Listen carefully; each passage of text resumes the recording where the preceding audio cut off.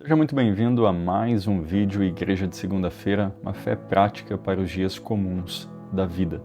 Hoje eu quero compartilhar contigo sobre abundância de ociosidade. Eu quero ler um texto da Palavra de Deus que diz em Ezequiel 16, 49 e 50. Eis que esta foi a maldade de Sodoma, tua irmã, soberba, fartura de pão e abundância de ociosidade teve ela e suas filhas, mas nunca esforçou a mão do pobre e do necessitado. E se ensoberbeceram e fizeram abominação diante de mim, pelo que as tirei dali, vendo eu isso. Sodoma e Gomorra são duas cidades mencionadas na Bíblia que foram destruídas pelo juízo de Deus. A destruição de Sodoma e Gomorra está registrado ali no livro de Gênesis, no capítulo 18 e 19.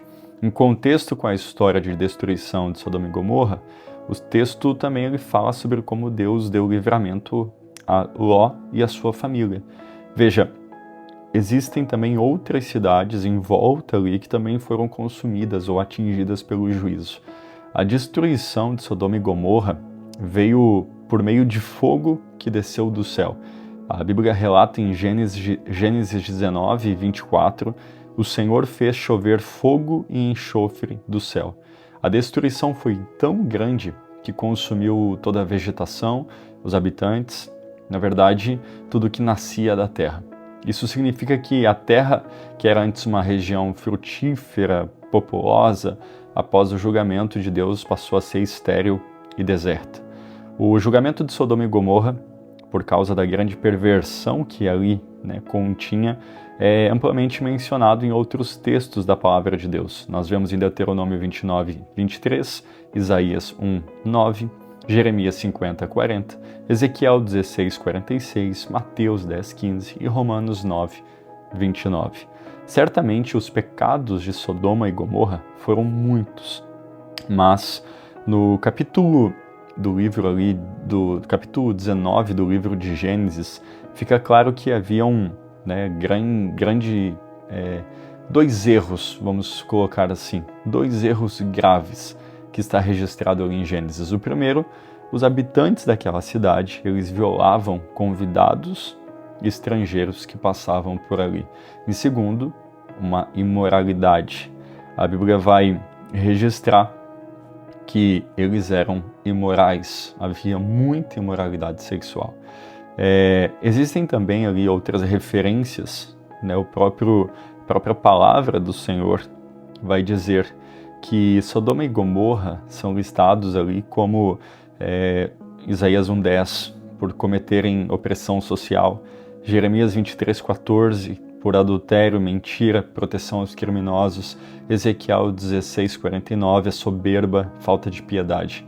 Agora, em Ezequiel 16:49, a gente tem um relato ali que é sobre isso que eu quero tratar contigo. Vai dizer sobre esta foi a maldade de Sodoma, a tua irmã soberba, fartura de pão, abundância de ociosidade. Existem várias palavras traduzidas, diferentes, que são traduzidas como ociosidade na Bíblia. E embora haja uma diferença ali mínima, o significado geral é frouxidão indisciplinada. Em Eclesiastes capítulo 10, verso 18, a palavra do Senhor vai dizer assim: pela muita preguiça desaba o teto, e pela frouxidão das mãos goteja a casa. A ociosidade é o oposto da diligência, e a palavra do Senhor vai falar quanto nós precisamos ser diligentes. Eu estou trazendo esse texto hoje, isso faz parte de um estudo que eu fiz um tempo atrás, porque ontem foi um dia que eu tirei para aquele dia que se diz assim, hoje não vou fazer nada. Foi o dia que eu fiz isso. Na verdade, fui em um aniversário na parte da tarde, depois que retornei, continuei não fazendo nada. E na parte da manhã eu também não fiz nada. Sabe o que eu fiz? Eu peguei o YouTube e eu acompanho um canal, nem vou mencionar aqui, não vem ao caso, mas o tema é de viagens, e eu fiquei um longo tempo assistindo vídeos antigos que eu não tinha ainda acompanhado, e foi isso que eu fiz. O dia que eu tirei para fazer nada, e até eu recebi ontem o irmão da igreja que veio buscar uma chave aqui da igreja comigo, e aí eu falei, cara, como é bom não fazer nada também. E por que eu fiz isso? Porque eu venho de uma rotina muito, muito pesada, né? Como vocês já sabem, questão trabalho, ministério, estágio da faculdade. Então, ontem eu fiz exatamente isso, sabe? E o meu grande desafio é não ser cobrado ou ficar me cobrando por ter dias assim. Agora, eu percebo que isso que eu fiz ontem, infelizmente, é o retrato de muita gente que não tira um dia apenas para não fazer nada. Grande parte dos dias passa semana após semana e continuam não fazendo nada. E é isso que eu quero agora tratar, que a ociosidade gera um campo fértil para a operação do mal. Muitos valorosos homens de Deus e também mulheres de Deus, eles não teriam pecado se grande parte deles estivessem ocupados em alguma coisa útil na hora da tentação. Às vezes nós somos levados a desagradar a Deus quando estamos ociosos. Veja, na internet muitas vezes, então, como eu mencionei, eu peguei um vídeo, um canal no YouTube e fiquei um longo tempo vendo, mas foi intencional o que eu fiz. Então eu fui, abri o YouTube, já conheci o canal, pesquisei e fiquei um longo tempo, como se diz aí, maratonando os vídeos desse canal. Além que eu gosto, foram vídeos também que despertaram curiosidade sobre outros países e tudo isso. Agora, quantos não fazem isso de forma intencional e acabam navegando na internet até que destravam ali, ou conectam, ou são levados a navegar em sites ou até redes sociais que acabam desagradando a Deus? Muitos acabam, passando horas e horas em coisas que desagradam o Senhor, que vão contra a palavra do Senhor. Por isso que o servo de Deus, ele não pode amar a ociosidade, ele não pode permanecer ocioso. Veja, Satanás é o que vive a rodear a terra e passear por ela. Mas a Bíblia vai dizer, em João 5,17, o meu Pai, ele trabalha até agora e eu trabalho também. Para combater a tendência à ociosidade, você deve desenvolver alguns hábitos de oração, de estudo, de meditação, na palavra do Senhor, e o próprio serviço. Veja, é importante que você compreenda que tirar um dia ou outro para relaxar, para fazer algo diferente, para sair com a família, isso é benéfico demais, como eu estou relatando, do que aconteceu.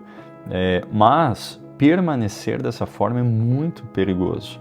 Então, eu quero que você compreenda que tu não foi chamado pelo Senhor para viver uma vida sem trabalho.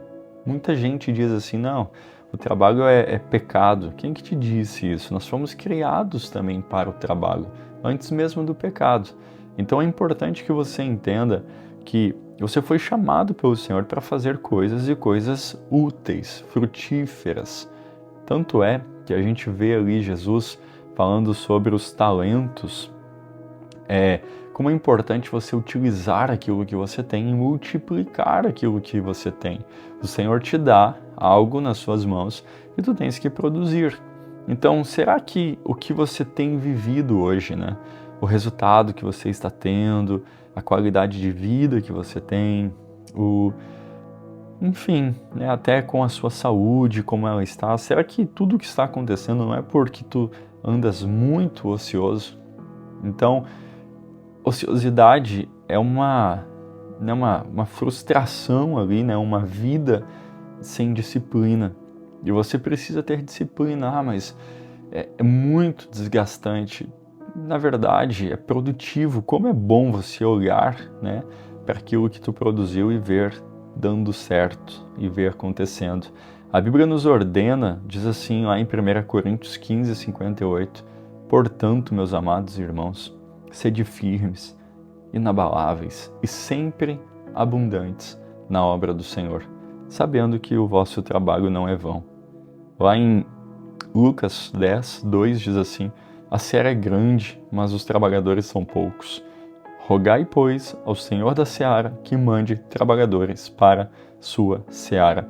Quem é tentado a ficar ocioso deve se perguntar: o que eu posso fazer agora para ser um dos obreiros de Deus? Será que a igreja que você frequenta não está precisando de gente para servir? Eu vou falar da minha realidade, da igreja que eu pastoreio. O quanto nós precisamos de pessoas que estão dizendo: eis-me aqui. Nós estamos na igreja numa fase de obras. Quanto é necessário pessoas que se colocam à disposição para servir ali, manualmente, braçalmente? O que você pode fazer para se tornar um dos obreiros do Senhor? Será que você não pode visitar alguém, mandar mensagem para alguém perguntando como essa pessoa está, convidando pessoas para estarem no culto? Será que realmente não existe nada que você possa fazer? Eu sei que existe, mas muitas vezes tu foi pego, fisgado pela ociosidade. Então te levanta, te posiciona, porque é isso que vai realmente fazer diferença na sua vida.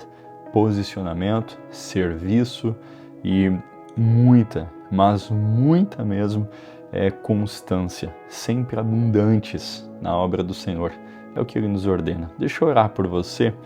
E lembrando que hoje, nesse vídeo é domingo, então não sei que dia que você está assistindo, mas independente. Hoje eu vou falar especificamente aqui, eu encerro dizendo assim: vá ao culto hoje, vá à sua igreja, cultue ao Senhor com os irmãos, não deixe nada roubar o seu tempo de qualidade de estar na casa de Deus. Se for um outro dia que tu esteja assistindo esse vídeo, que dia que será o culto na sua igreja? É quinta, é quarta, não sei. Vá à igreja, não deixe nada te tirar deste lugar tão especial. Senhor, muito obrigado pela vida dos meus irmãos. Eu abençoo o Senhor e eu oro para que em nome de Jesus haja um despertamento e que eles possam realmente, Senhor, produzir cada vez mais fruto e fruto que permanece. Em nome de Jesus.